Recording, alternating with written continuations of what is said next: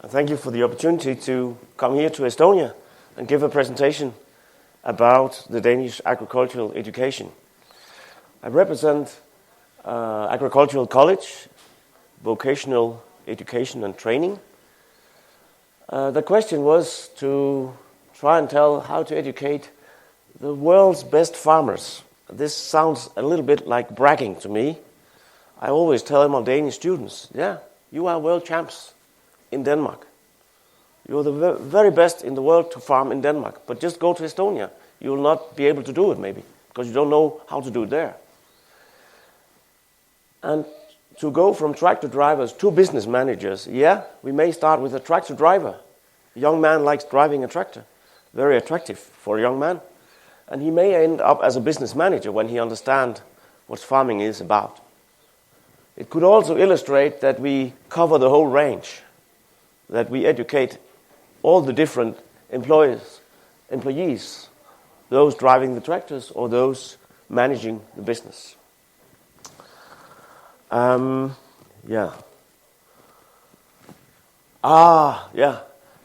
to Estonia was a gift to me.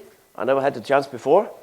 But I think to many Danes, Estonia is a little bit like a brother out there. You gave us our flag some many years ago. That's at least a myth. So, and I know we beat you at that time. But since then, I hope we at least, I feel like in Denmark that we feel like familiar with you. You're also a small country like we are. Just the agenda, I'll tell a little bit about the college. I'll do that fast. Something about the organization and the concept of our education.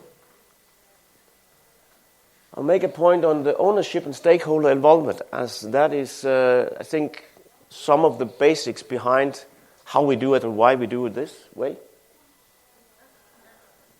A little bit about lifelong learning and what we see as the challenges and perspectives. And then I hope for some questions and dialogue. I will begin at the end. What is my messages? We think it's a core point to have this principle of dual training when we train our coming farmers. It's the mixing between practical knowledge, practical work in the farms throughout the education and school periods. We work with outcome-targeted teaching and training. We try to look on what is important to be able to do when you are finished in your education. Rather than I look back to my own university background and say, what do I think it's important to know?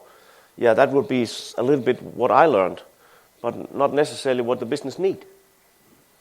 So we must be outcome-targeted when we plan our programs. We see a need for stronger emphasis on business mindset in the farmers. We have to work more and more on the mindset of the young farmer. We have one of the most heavily debted farming businesses in the world. I think we came to 60% debt, 64% of debt as a percent of debt compared to the total value of the assets in the farms. It's up to 2/3 is debted. Of course, good training, attractive conditions, and we are very depending on a strong knowledge chain. It's not enough with good schools. We need a good cooperation between every member in the knowledge chain behind agriculture. Denmark, our college is situated here in Horsens. So even though Copenhagen claimed to be the center of Denmark, I would question that from a geographical point of view at least. They are the outskirts, even though they think what is a little bit west of them is outskirts. But small country, but you're familiar with that. Our college seen from the air, since the photo was taken, we have taken down our pig production unit. It was too old. We closed down the school farm. You can question how we can educate farmers without having a farm to show. But running a farm together with a school means that in the years where you have a minus in the farm, you have to fire teachers, and then you lose quality there. So the board took a decision to close down the farm and then send all students out for training in private farms in the areas around. And that has proven to be a good model. As most other agricultural schools in Denmark, we were founded by farmers. We work as a self-governed institution. We are one of the biggest agricultural colleges in Denmark. There are a total of 18 schools working with education of farmers. Of them, 10 schools are purely agricultural schools, not having other programs. And we are one of them, the 10. We have a total of around 43 employees, 21 teachers, most of them holding university degree or academy professional degree.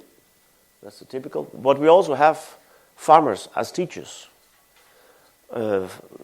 because that is very good also, especially for the youngsters, because that need to be persons who know the practical thing very much.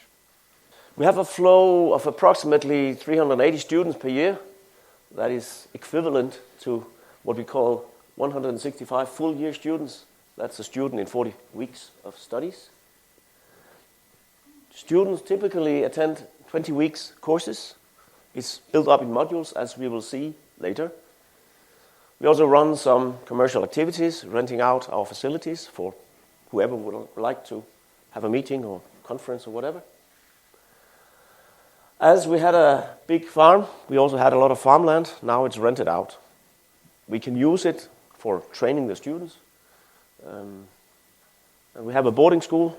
As part of the education, we have to provide a boarding for the students when they're in the school. Yes, I'll turn to the concept and the organization. How is it all built? I found this picture of the Lego machines. I don't know how they managed to build this in Lego, but somebody did. The vocational and education training in Denmark. I was asked yesterday evening if it is something to do with the university. Not at all. You have below here, you have the primary schooling, and up to the lower secondary. Then you finish here after 9-10 years of schooling, primary school, lower secondary. And then you come into the what we call the next 3 years before you go into higher education. Our position in this landscape of educations are these 3 boxes where we have different programs. Our main program is this VET, Vocational Education and Training Programs, which is in the EQF, European Qualification Frame, from level 3 to level 5. We also have this CVET, Continued Learning, Vocational Education and Training. That is courses for people already working out there in the business. This is a maybe easier picture to see. When you finish here one of the basic modules as a skilled farmer, you could either go into short cycle higher education, or you can continue 3 modules of management training still at the agricultural schools, or you could go into academic studies if you have the right courses behind you. So we try to keep a system where there are no dead ends. You can always take a new road in education. If you find out that, I'm good in the books, I like to study more, so you can always get on and reach the highest possible level as you want. But the future farmers are advised to at least go to this level to learn enough to run the farms. We have like 5 levels in the Danish farmers' education system, beginning with a farmer's assistant, taking 2 years. You can take extra 1.5 year, 1.5 or up to nearly 2 years on top of this.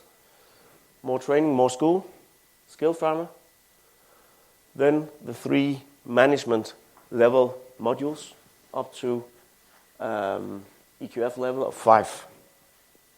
These are each like a semester, half a year, and you can take them in a row as you like.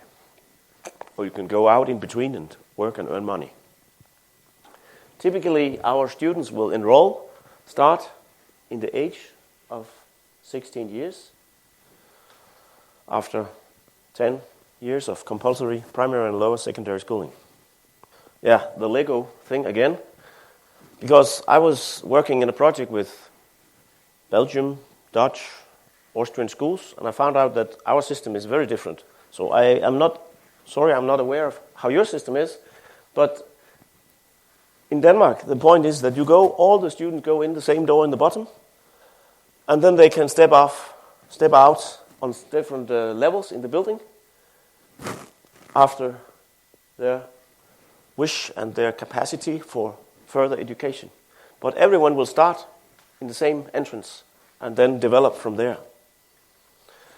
The farmer's assistants may be the students who are not very good academic skills.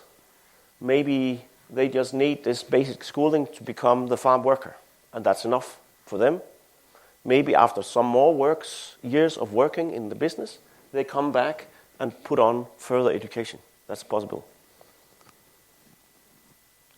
Of course, some students go the whole way from the beginning to the end as a plan.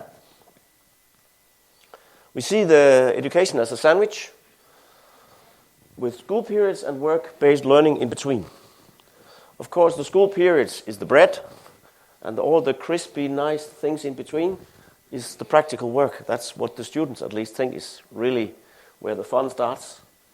Back to school, more bread to chew, more practical work, and back to school for 5 months. Then you are the skilled farmer.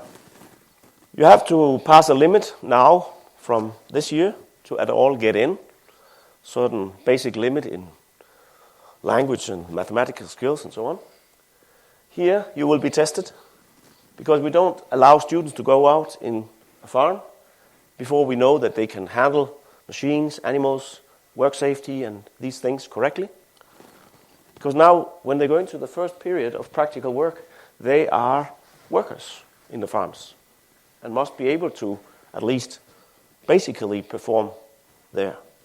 They can take you can say this is the first graduation step where you are tested and where you can get a diploma as farmer assistant. Some young people stop there. Maybe they found out that no more books, or now I need to earn money, or they can continue to skilled farmer. And there's again some exams to be passed. We think that we need to make the sandwich a little bit thicker, so it's not enough with a skilled farmer. We would recommend actually when you have passed your skilled farmer, go out, take a job for a year, work, get experience, grow some hairs on your chest if you're a man, and then come back for 1.5 years or maybe 1 or 1.5 years extra of studies. So all in all, if you go the whole way, it will last 5 up to 6 years to become a fully educated farmer in the vocational education and training system in Denmark. Ownership. I was thinking one way of expressing ownership is through the money.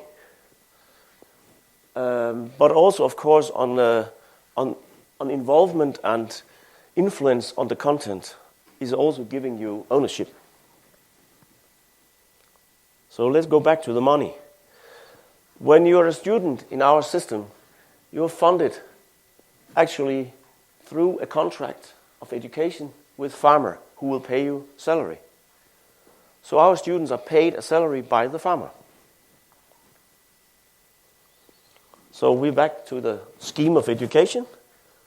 In the first, where it's red, they have to take money from mother and father.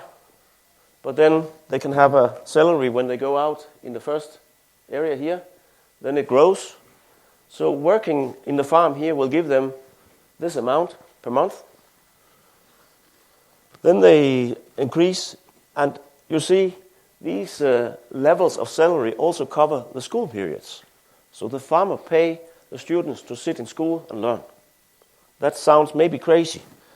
It only works because the government will reimburse, pay back the farmer 85% of the cost he has during the school period.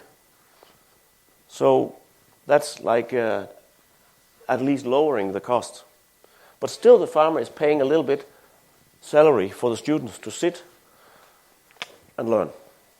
That helps us a little bit, because if the student does not really engage in the studies, we call the farmer and say, yeah, your employee is not really working here, so what do you think should happen? And he say, yes, I know what should happen, no more pay. And that helps for the motivation sometimes. Now the student could go out. Food and accommodation is on a fixed price. We have to provide boarding in the school period, and we must do it at that level. And the farmer can also deduct this amount from the salary when he provides the food and lodging, which is the normal thing. So the young man or young girl is living with the family in the farm. So when they come back, or they can go out and have a job, it's under the labor agreement, could have this salary. I think that's the level which has to be met at least when they have this educational level. And then when they come back for further studies, they are given a state grant instead, not salary anymore. Then it sucks, they think. But still, they can go out in the holidays and earn money, and they do. It's easy for them to find a job because they are skilled and can make good money, a lot of hours in the holidays. The schools, how are we funded? Yeah, we are paid by the government. We're working as a non-profit. We're not allowed to earn money on education. A little bit we can earn, but if we earn too much, they just cut our payment.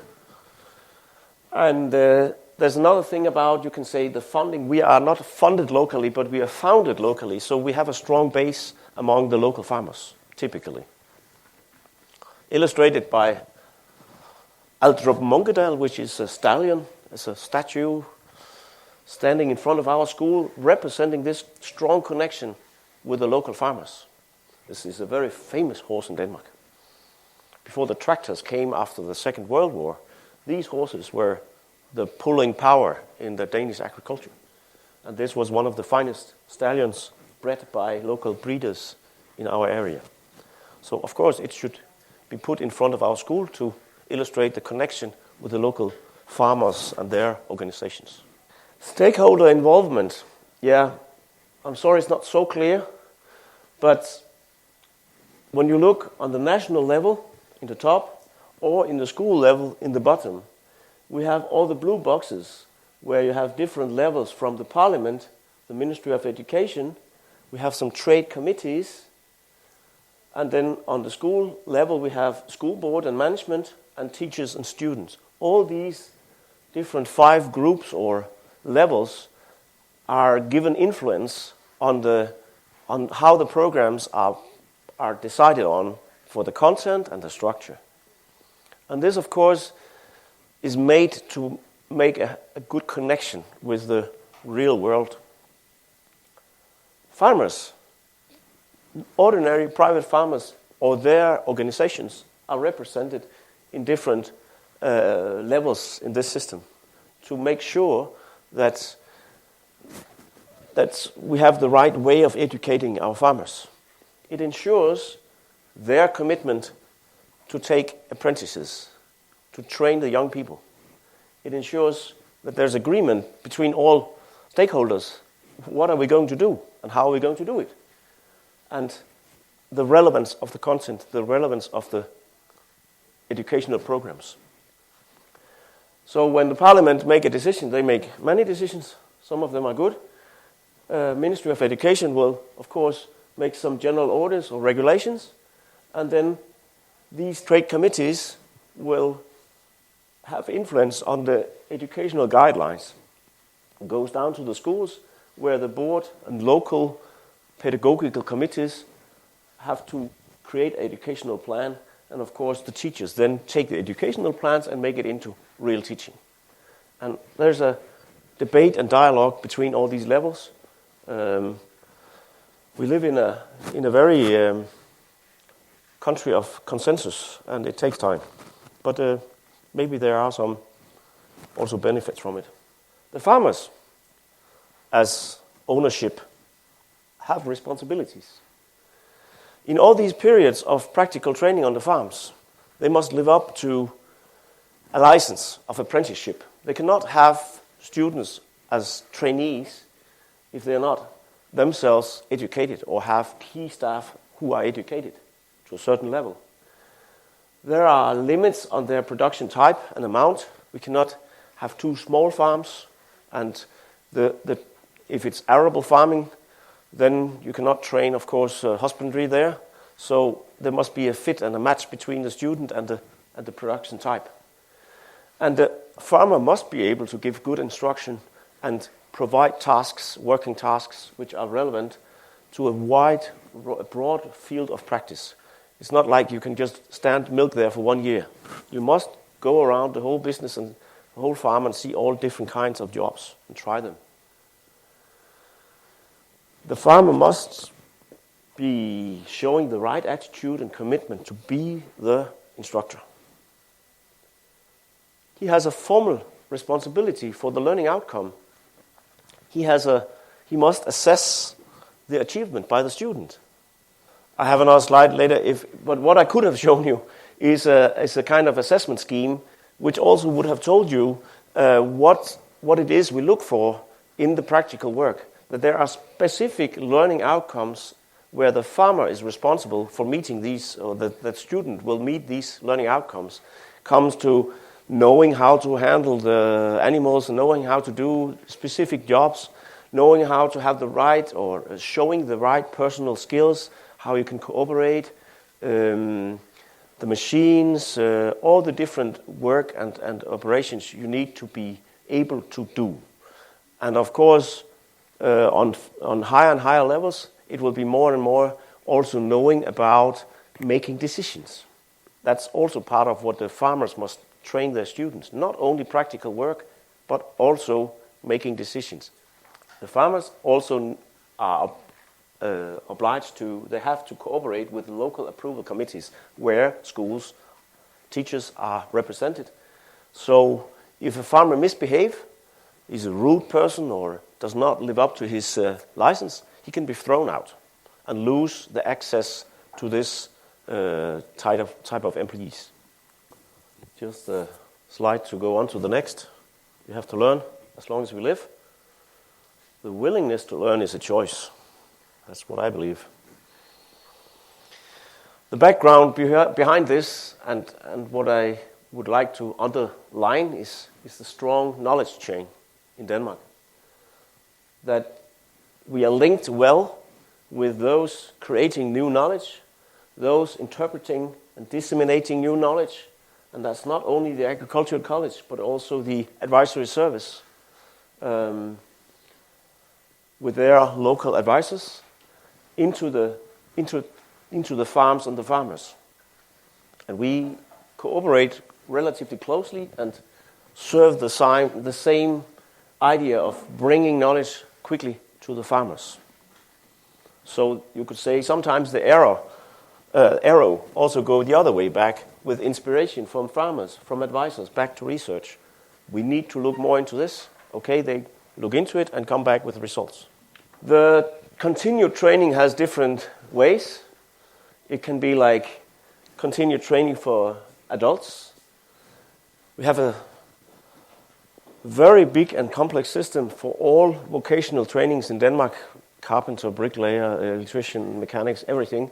More than 3,000 different courses. Of these are hundreds directed for farmers. So they can attend courses in different length and level. Also, the advisory service creates a lot of courses and offers for meetings, conferences, experience groups for farmers. These are more or less paid by the user. But if the outcome pays off, it's good to pay for the training. And then in some areas, the government decided that we have some mandatory licenses for field spraying, which has to be updated frequently. these courses we are also engaged in providing for the farmers. Could also be license for giving medicine for animals, license for killing animals. That's a mandatory license also, killing fur animals. So we are involved in these courses. Something coming up, the future, at the end of my presentation soon. Peter gave me some questions. How will we adjust to fewer and bigger farms and the tractor drivers or the business managers? Yeah, the fewer and bigger farms is a reality. Very strong in Denmark. Strong structural development. What we see from that is that the bigger the farms will become, we still need, or maybe need even more, cooperation skills among the employees. The workers need to know how to communicate and cooperate in an efficient way. Not just tell what you do, but also receive communication from the manager.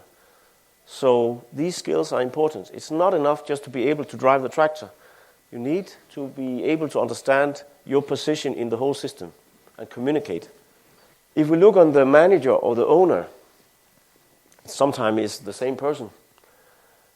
We really see for these bigger farms, high-level management is needed, as well for financial management and staff management. This is, and has been for a number of years, a core focus for agricultural schools in Denmark. And more we see we need to take them further on to a business mindset, professionalism on the business management.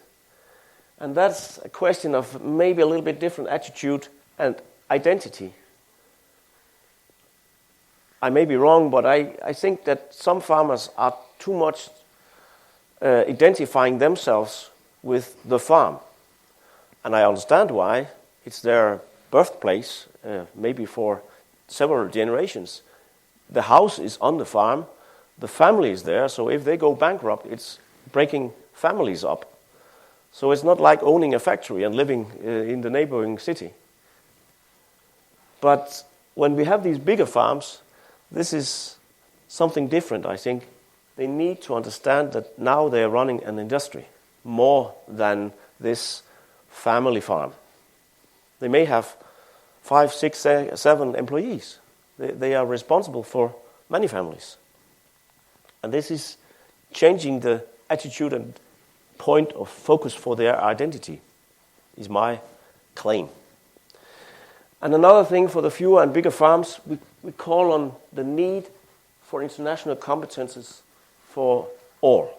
The workers, the managers, the owners. We live in a very globalized world, so we need to be good in English, mainly. And we need to understand what's coming on us from the big world. More than 20% of the pigs produced by Danes are produced abroad, because Danish farmers invest abroad. So, it's also going up with the milk production abroad. So our students need to be able to go out there also and serve at these farms. Or maybe they will become investors there later. To educate farmers or business managers, yeah, they must be strong in business management. And they are dependent on highly skilled staff. I'll not go into this. If you get the presentation, you could click here and you'll see a short movie about a big breeding center in pig production. That's because I know these guys. And this young man, the son of the founding farmer, he says, I'm not a farmer, I'm a business leader. They have a staff of 30 persons. And he sees himself, he is a farmer, he can do everything. You know, all the procedures. He could go out there and take every position in the farm.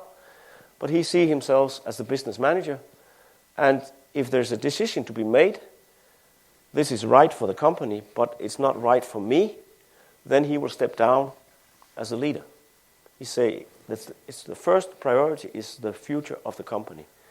This is not typical, and I don't say that all farms will be like this or should be like this, but it's a new trend we see with these very big farms. So it's a new type of farmer's mindset, which we have to live up to. But we also see that, of course, not everyone will end up as leading these big farms. So students' capacity and ambition is an important guideline for us as educators. We will need highly skilled farm workers as well, who don't want to be the leaders or financial managers or developers or whatever, but like to go out there and do the everyday job. But attached to or connected to this change in mindset, maybe what we called farmers yesterday is more like production managers.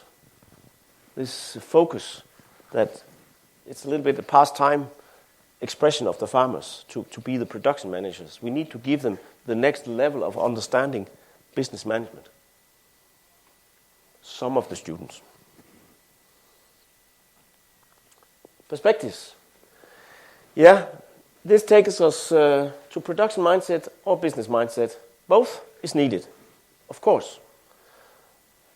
But strong practical skills and good knowledge about production optimization is not enough.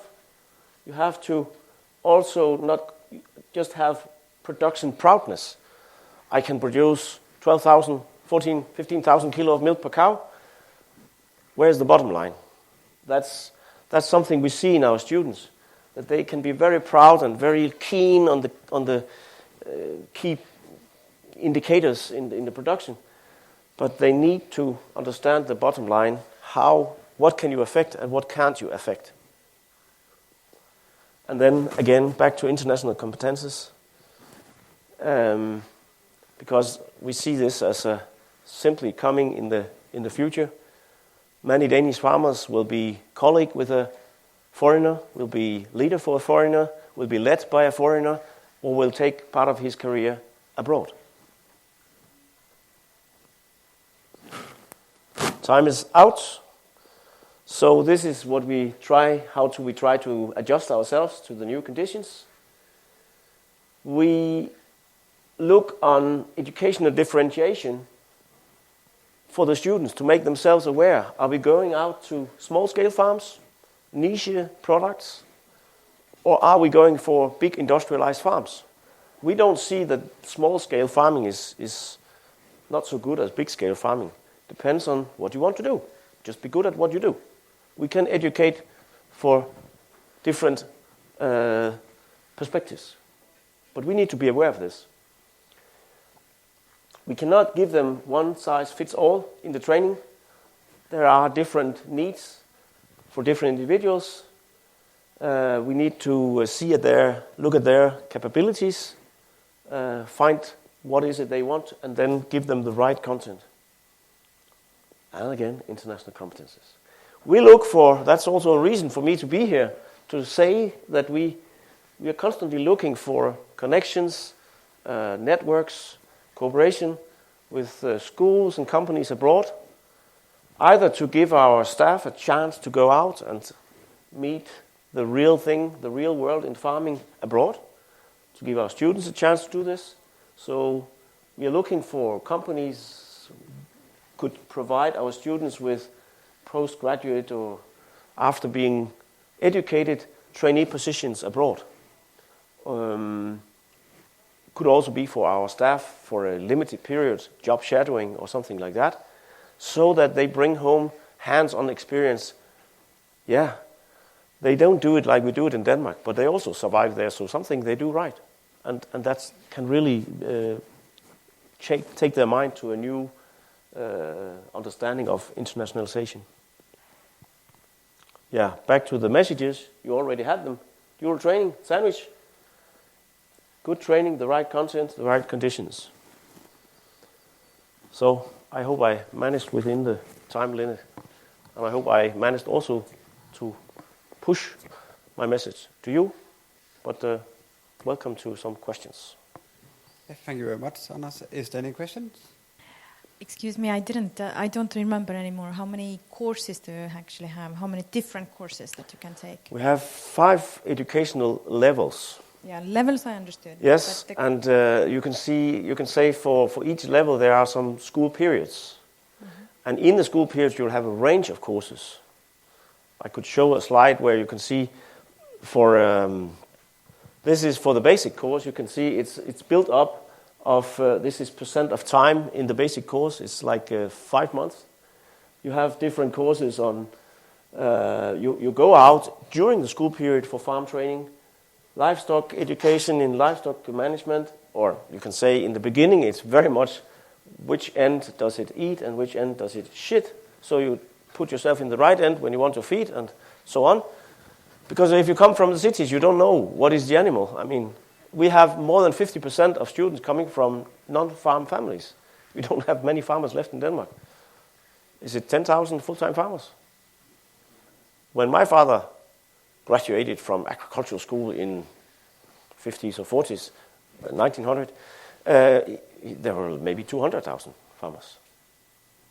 But my question is also that, do the students or pupils that you get into the school at the 16 years of age, do they already have to know whether they are going to be big farmers or dairy farmers? In the beginning they will have to learn both livestock, crop production, everything. Everything, okay. And then they can go on to first main course.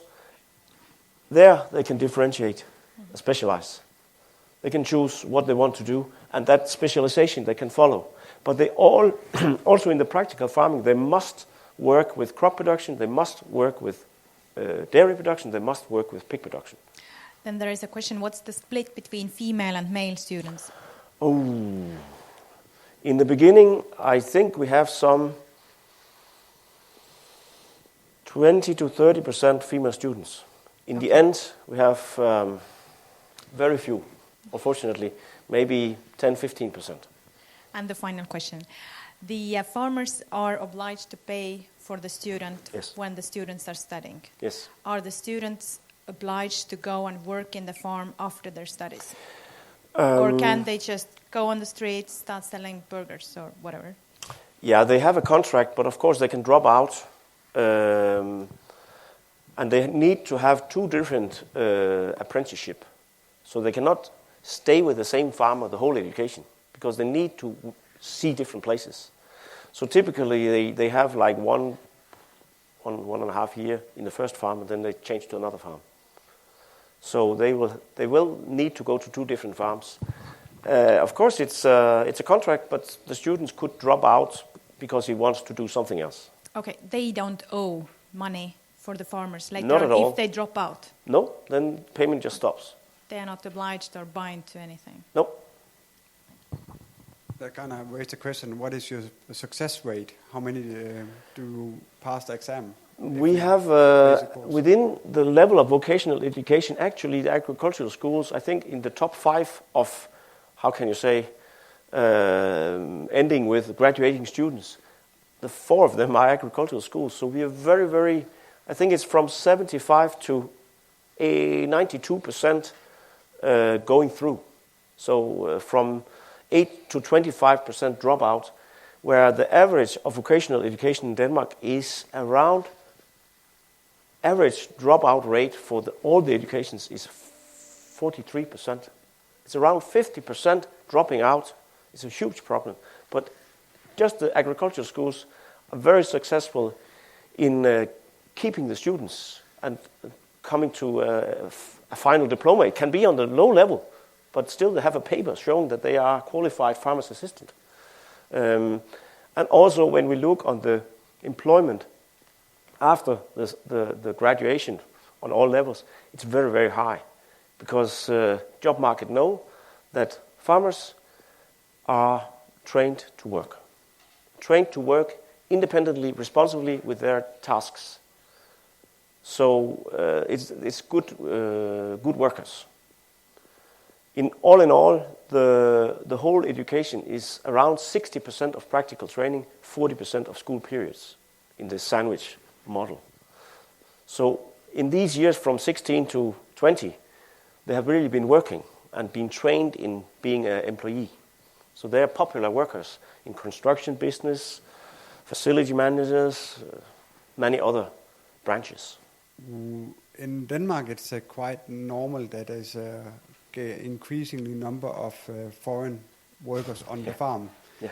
Is there by now any law that they also need to pass the farm assistance, or can they just pop in from get on the plane in Tallinn and then step on the farm. Have to differentiate between EU citizens and non-EU citizens. EU citizens can move as free as EU allows, so you're welcome. And farming is in Denmark is a quite liberal business, so some farmers will stick to the agreement with the labor's organization and some will not. So you can take a job. And I don't know, it's several thousand people working from abroad. During the crisis here, we have maybe seen a cut down in the number, I think, but because more young people came back to agriculture. Up to 2008, it was very easy to find other jobs, and agriculture was it smells and it's hard work and so on. But after the crisis, people, it smells, but whatsoever, have to find a job. So, and as a school, we also try to also take maybe unemployed people and train them into farming. And it's not to say that we don't want foreigners to work in our farms. Some branches depend on foreign workers and really like the people who are coming, the way they work. So we also depend on foreign workers. I would say, for example, there is an obligation that if you want to work on a fur farm, you need the certificate to kill the animals. You may need some courses if you work in an animal husbandry farm, dairy cows or pigs, especially pigs. You would need a license to give medicines. But then you can take this course in one day and you're ready. Same to kill fur animals. Same to, if you are going to use sprayers, you need a certificate, which is a bit more difficult to take. But you can get these certificates from training in the schools. And we also provide these courses from time to time in English. Even sometimes